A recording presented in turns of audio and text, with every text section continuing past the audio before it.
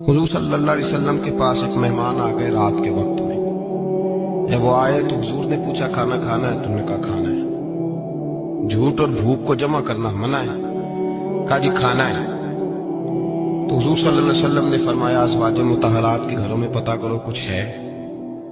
حضرت ام سلمہ کے گھر میں پتہ کیا تو کہا یا رسول اللہ 4 دن سے روٹی نہیں پکی۔ حضرت زینب سے پوچھا تو کہا حضور کئی دن سے چولہا ہی نہیں جلایا۔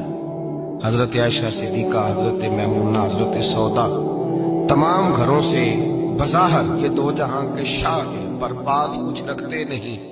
دو جہاں کی نعمتیں ہیں ان کے خالی ہاتھ میں، ہر چیز ہے پر فقر اختیاری ہے، کوئی شے نہ ملی۔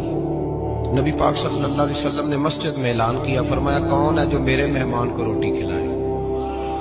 ان لفظوں کا حسن کوئی حسن والا ہی سمجھ سکتا ہے۔ فرمایا کون ہے جو میرے مہمان کو کھانا کھلائے؟ تو ایک صحابی لے گئے اور اٹھے، وہ صحابی جو صحابہ میں غریب تھے، ایک انصاری جو غریب آدمی تھے۔ اگرچہ میرے محبوب کے غلاموں میں جو بڑے امیر تھے وہ بھی خرچ کرنے میں بڑے آگے تھے، حضرت عثمان غنی رضی اللہ تعالیٰ، حضرت عبد الرحمن ابن عوف، حضرت ابو بکر صدیق رضی اللہ۔ لیکن یہ غریب آدمی کا حضور میں لے جاؤں گا، میں لے کے جاؤں گا، یہ بخاری مسلم ہے۔ حضور نے فرمایا لے جاؤ۔ وہ اب صحابی گھر لے گئے اور بیوی سے مشورہ کیا، بات پہ غور کرنا،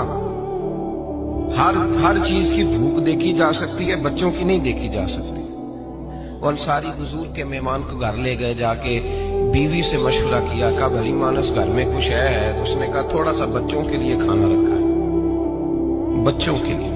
بچے تو بزدل کر دیتے ہیں، بچے تو آدمی کو بزدل کر دیتے ہیں، بچے تو مار دیتے ہیں، کلیجہ پھٹ جاتا ہے بچہ بھوکا ہو، نیند نہیں آتی۔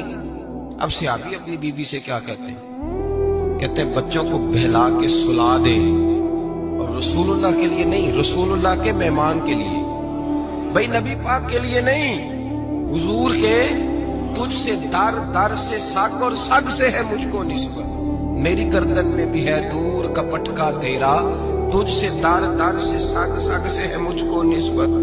لمبی بات ہے، بچوں کو سلا دو۔